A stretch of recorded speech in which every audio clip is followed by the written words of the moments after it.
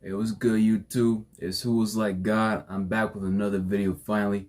It's been a little minute since I've dropped a video, and I'm accountable to that, y'all. Y'all forgive me. It's been like 11 days or something. Alright, but today I'm back with a video called How God Prepared Israel for the New Testament.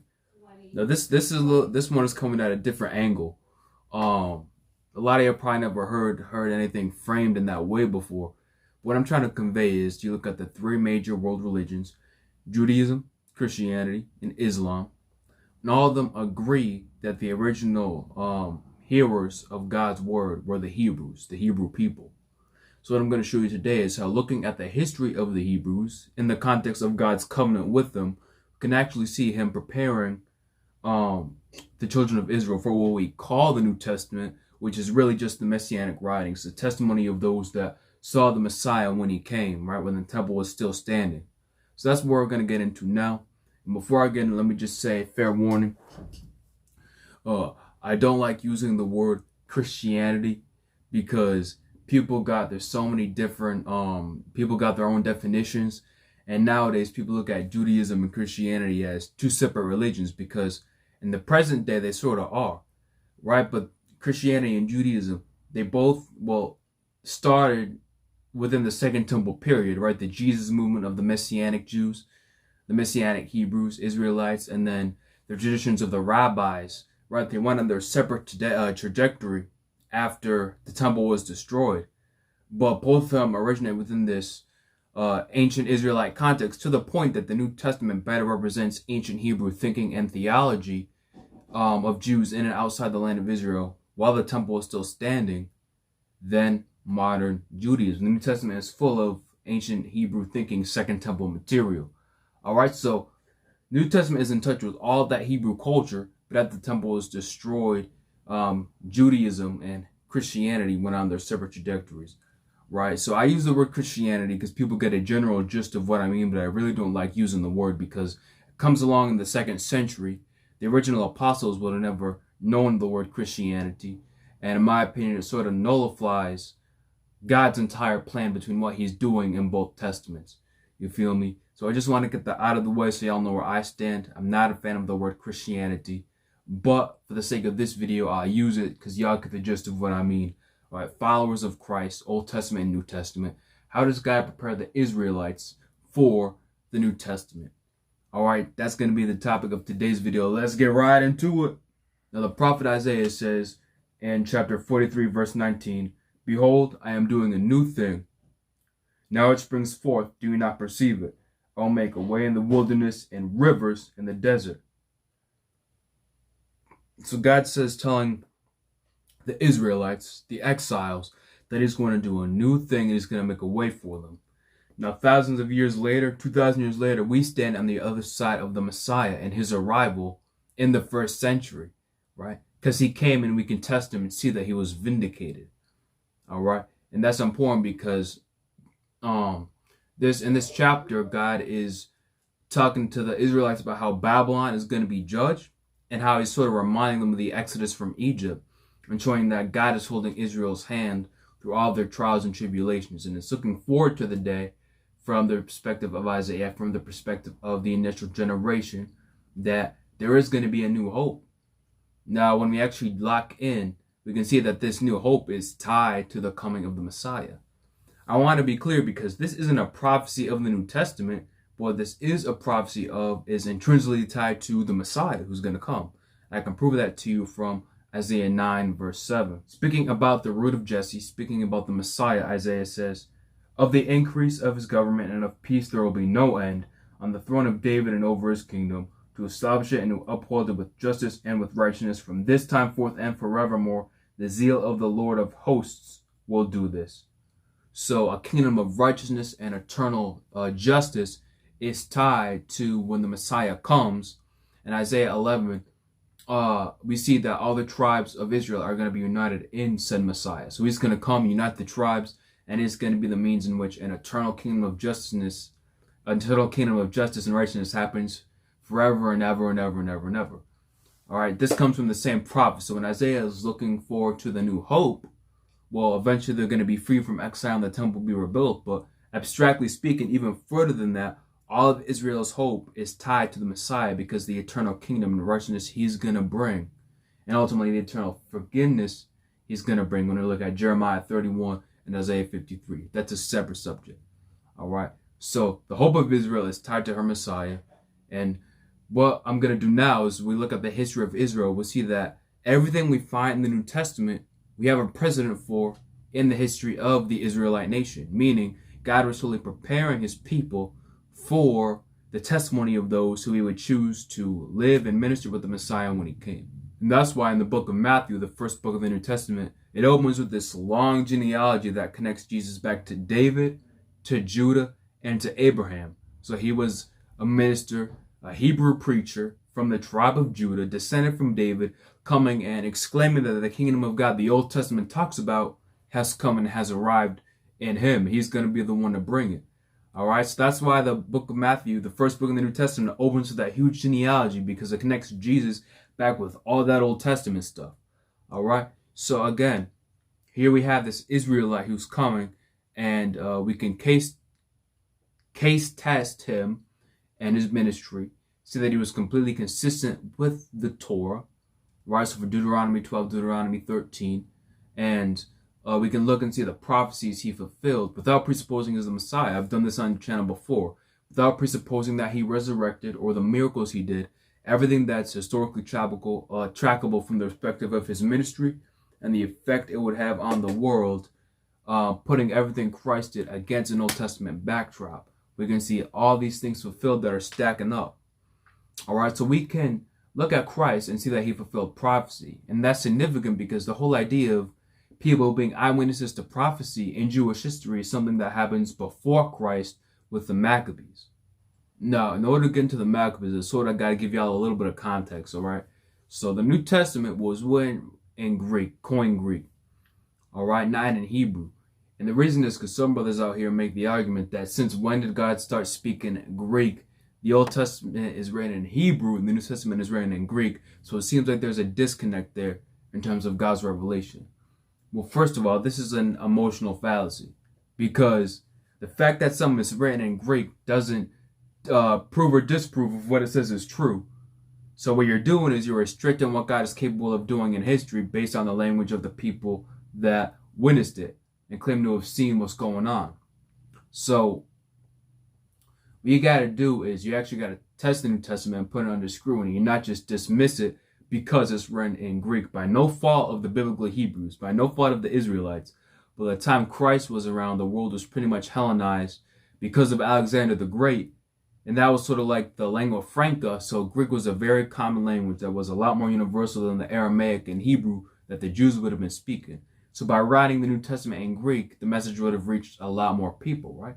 You got to put into that perspective, because even though it was written in Greek, the ideas in the New Testament are a lot more Hebrew in origin than modern Judaism.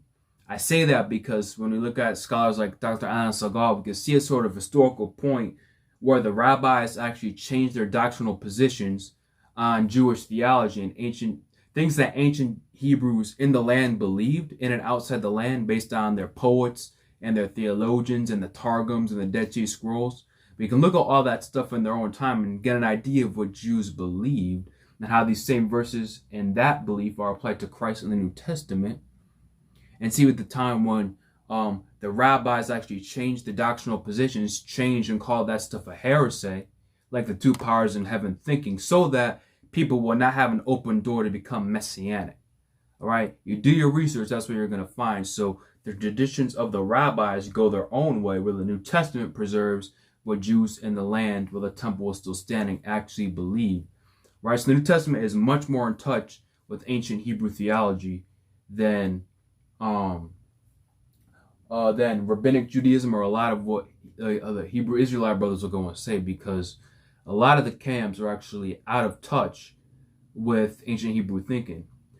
I'm all for brothers embracing the Hebrew identity in the Messiah, but what you got to do is, if you're going to be a Hebrew, get in touch with what ancient Hebrews actually believed. And it just comes out of ignorance that we look at the scriptures from like a 21st century American perspective, don't realize that a lot of the stuff we're reading now were really significant to ancient Jews and helped form their theology, like the angel of the Lord.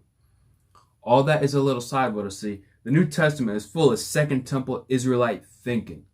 All right, Second Temple in the land, the people who were in the covenant with God, in the actual land, in the Israelite diaspora, going yearly to the temple for the feasts and making sacrifices to God. We have their records of what they believe, and the New Testament preserves that. Let's get in touch with that as a foundation for everything else, all right? Let's get in touch with the Hebrew thinking of the New Testament, all right? This is one of the greatest messages I have on the channel. The Hebrew context of the New Testament needs to get out there because there's a lot of misinformation for both the rabbinic Jews, the Ashkenazi Jews, and some of the Israelite brothers who are out of touch with ancient thinking, all right? So all that is to say, just because the New Testament is in Greek, it's a non-argument to wipe it away because of that, because you're restricting the work of God based on a language. That sounds like racism to me. That sounds like Zionism. That sounds like rejecting what God can do because of the language something was written in. That's silly. Because again, even though it's written in Greek, the ideas are indisputably Hebrew. Look at the work of Dr. Micah Heisel. Y'all will see that. All right? And we have a precedent for Jews actually witnessing prophesied events and writing it down. So this is where the whole Greek thing comes full circle, because Zechariah sort of prophesies this conflict between the sons of Zion and the sons of Greece, and the whole conquest. And Daniel also prophesies this in Daniel 11. All right, so we have Daniel 11. We have the book of Zechariah that talks about the conquest of Greece that's going to happen with Alexander the Great, and then now there's going to be this conflict between some of the Greeks and some of the Israelites. Now Zechariah, he was a Hebrew prophet to the exiles of Israel in about 520 BC. Roughly 520 BC, he was ministering to the generation of the exiles. All right, and this is what he says in Zechariah 9:13.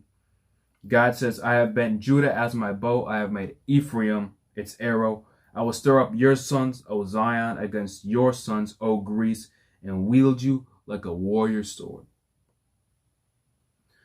Now, what's fascinating here is that hundreds of years later, we get the records, contemporary records of the people who lived through what Zechariah is prophesying here.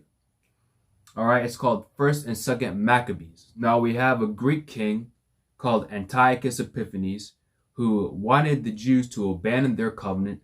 Remember, even though we're getting outside the Old Testament now, it's something called the intertestamental period, meaning between the Old Testament and the New Testament, we have a whole history of the people of Israel. And we have this king, Antiochus, who wanted the Jews to abandon their covenant because they still would have been under the societal covenant of the law, which covered every facet of their life, including the Hebrew justice system and laws about property and things like that. They wanted the Jews to abandon all of that and their customs and worship Greek gods and become Hellenized to the point that they would completely lose their national identity. And many Jews said no and were lost their necks because of it, were executed because of it. So we have a great example of the Hebrew saints, the Hebrew forefathers, in the context of their own covenant, but willing to die for God's side, which is a great example for us today, believers in God through the Messiah and the new covenant that He brought. Right, a tale of two covenants. Let's look and exalt when the believers and the preachers in the old covenant, what they did, and let's mimic that attitude and those things in the new covenant. Right, willing to die for God. That's something that's really serious. We gotta get that into our own heads. That it's something we gotta be willing to do if we're serious about God and we're serious about Christ. So all that is to say, we have this Greek conflict between Israel and Greece in roughly 160s BC. But against all odds, against these huge Greek armies, the children of Israel win. And what's even more shocking is that Zechariah predicts that they're going to win in verse 16. Zechariah 9:16. So hundreds of years before this ever happened, we have a prophet who claims to be receiving the word of the Lord, who makes this prediction before Greece ever conquered the world in the first place, and hundreds of years after that had a bone to pick with Israel. Hundreds of years before that even happened, Zechariah predicts this conflict And God says that they're going to be victorious in the conflict. And just as it happens, we can look through history, see that it happened. It was perfectly fulfilled. And we have the records of those who went through that in 1st and 2nd Maccabees. So why is that important? Because it shows that we have a precedent for Jews outside of the Bible, outside of the law, prophets, and the Psalms, actually live through prophecies that were predicted by the Bible and give their own records of it.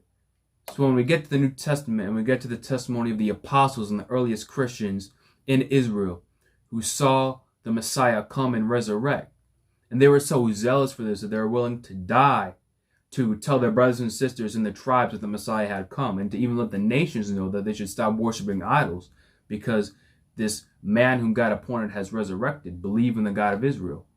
They were so zealous that they were willing to die. And hundreds of brothers from the first century believed and were convicted and personally interacted with Christ apart from the preaching of the woman, apart from the preaching of the apostles. All right? In the same way, we have the Maccabees witnessing the Greek stuff and giving their records. We have the apostles witnessing the Messiah and giving their records. So we already have a precedent in the history of Israel of those living through prophesied events and giving their records. The exact same thing we have in the New Testament documents, the Messianic writings, the apostolic writings. So we already have a precedent for this in Jewish history. And we can see the vindication of the Maccabees in hindsight because this is where the festival of Hanukkah comes from. All right, Hanukkah isn't actually in the Torah. It comes from a Second Temple miracle because they didn't have enough oil, right? I believe it's oil, lamp oil, to light the menorah. Or, yeah, I think that the way it was narrated, they didn't have enough oil, and yet it lasted for 7 or 8 days. So that's a miracle after they had victory over the Greek enemies. So we can look at the Maccabees and look at the miracles to see how they were vindicated in hindsight, how God was with them against their enemies. And we can see in hindsight the sort of stamp of approval, so to speak, from God. In the same way, we can look at Christ, see those who witnessed Christ, put his ministry under scrutiny, and like I did at the beginning of this video, we can see how it's vindicated. Now, if you're not convinced of Christ as the Messiah, we can chop it up about that separately and try to be objective with the prophecies and not overstate, but also not understate and not be biased against the possibility that Christ is the Messiah and look at all the things that happened in history because of him.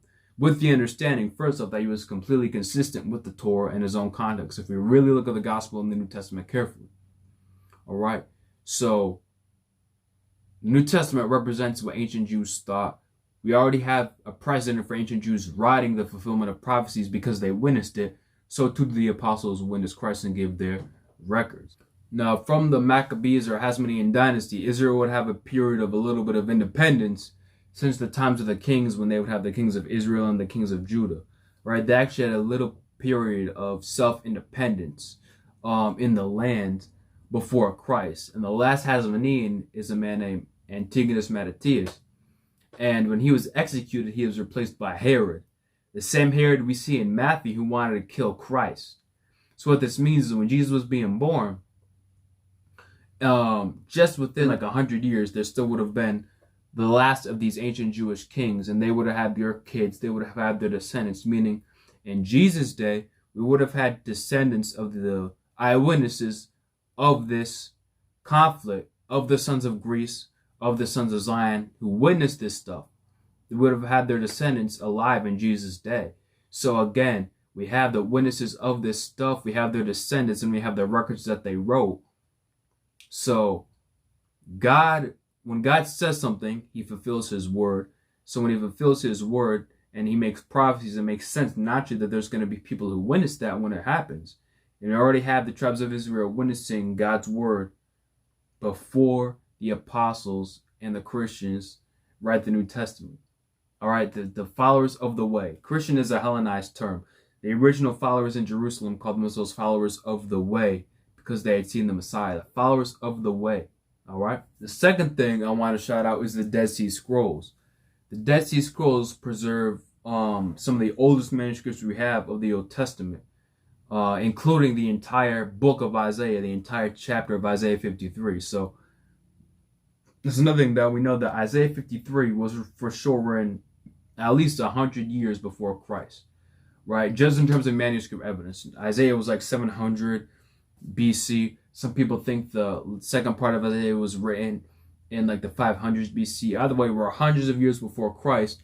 We're just talking about the manuscripts themselves, the earliest manuscripts, like scrolls we have. Isaiah 53, at least 100 years before Christ. So people read Isaiah 53 and they think it's in the New Testament. That has been destroyed completely. All right, so when you read this prophecy and you see Christ in it, that's going to make you think, because we know for a fact this was written before Christ by hundreds of years. That's a side rail. That's some of the blessing that the Dead Sea Scrolls provides, the legitimacy of biblical prophecy, the legitimacy of Bible and manuscripts existing before Christ, who we can test fulfill them historically. The Dead Sea Scrolls also have a bunch of stuff which is almost like, the best way to describe it is like stories. It's like these plot and this idea of Jewish thinking based on the Old Testament.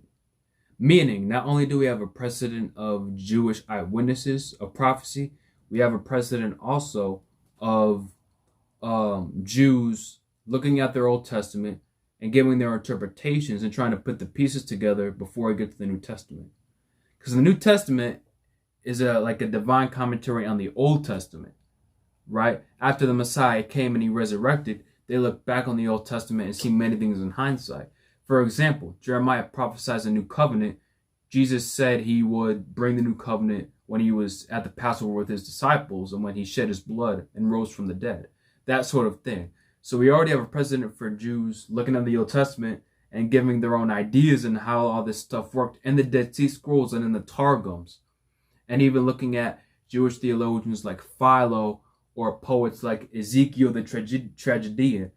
That doesn't mean I completely agree with these guys 100% or co-sign everything they said, but it shows that we have a culture where Jews in and outside the land are thinking deeply about the Old Testament. They recognize the complexity of God's nature. They recognize the word of the Lord. They recognize all these things, the same things we see in the New Testament with the early Jewish Messianic community from the tribe of Judah and other tribes, from the tribe of Levi, who recognized that the Messiah had come and that he had resurrected. Y'all see what I'm saying? So everything we have in the New Testament has a precedent in Jewish history, in ancient Jewish history. So all that is to say, when we get to the New Testament, it's really nothing new, but what we do have is the testimony of the eyewitnesses who saw the most important miracle in all of human history that belongs to the tribe of Judah, the resurrection of the Messiah. The material is fully in tune with the way ancient Hebrews thought, and everything like that applied to Christ, who resurrected, and them witnessing prophesied events. If we can trust the Maccabees saw the Greek conflict and the war with Israel, which God predicted, how much more then should we trust the testimony of those who saw things of much more significance in terms of the Messiah, when he's going to come, when he's supposed to show up, various windows and things that are outside of Christ's control that he fulfilled and fit perfectly. Some of the Dead Sea Scrolls I'll shout out are the Messianic Apocalypse, 4Q 521, the Self-Glorification Hymn, 4Q 491C, War of the Messiah, and others. A bunch of Dead Sea Scrolls that show that Israelites believed in a conquering warrior Messiah, a divine sufferer, and a glorified Messiah who's going to do things in Israel that have never been done before, all from the Dead Sea Scrolls. This illuminates the culture that Christ is coming and ministering to, so when he's checking all these boxes, it's a lot more significant, because that would have meant a lot of things to the first audience, right? When Christ is raising people from the dead, the Israelites had an idea that there would be a time when the Lord came and did things that were never done in Israel before, including raising people from the dead, right? I did a video between looking at that Dead Sea Scroll in Matthew 11 and what it means for us. So, everything put together, the New Testament is the record of the apostles and the Hebrews who saw the Messiah and saw him resurrect, who became so convinced of the Messiah and his identity that they were willing to die for it, because the early church was extremely persecuted, both in Jerusalem and outside of Jerusalem. All right, when you look at the Sanhedrin and the other nations who mocked and killed the Christians, just look at Nero. So these cats were they so doubtedly believed, and that's not something that's doubted historically. Historians fully agree and will give you the resurrection appearances and the belief so strong that they were willing to die. Right corner scholars like Gary Habermas and William Lane Craig, right? Just going from the foundation of what a majority of scholars agree on and going outward from that perspective, these guys believe what they said and they was willing to die for it. So that record in Jewish history is the New Testament. So I hope y'all catch what I'm saying. I'm really trying to convey the point that everything, the New Testament is the fulfillment of things God is doing in the history of Israel to prepare them for what we have in the New Testament. So when later generations would come, they would have the testimony of the first generation that saw the Messiah. You can't make the argument, you cannot successfully make the argument that the New Testament is disconnected from the Old Testament theologically or conceptually. It is fully within the context of the Old Covenant and within the Hebrews' relationship to God that Christ completely is consistent with the law and fulfills it and comes into all of that and resurrects. In the same way the Maccabees gave their record of what they saw prophesied, the apostles gave their record of what they saw prophesied. Not only the resurrection, but that Christ fulfilled all these parables that are given in the Old Testament, like Daniel 2, Daniel 9, Micah, Malachi 3, Genesis 49:10, all these different passages. So, praises be to the Most High God and to Yehoshua, the Son of God, who was revealed. Y'all be blessed in the Messiah. I pray this will be a blessing that even if you don't believe it, it'll get you to think. You cannot successfully and largely disconnect the New Testament from the Old Testament. So if you're open, right, because we're trying to be objective thinkers, if you're open to the idea of Christ being the Messiah, you'll see, we're going to see all these pieces that point to that. So just pray that God will open your eyes to the truth, if Christ really is the Messiah, and start studying these things. And y'all be blessed.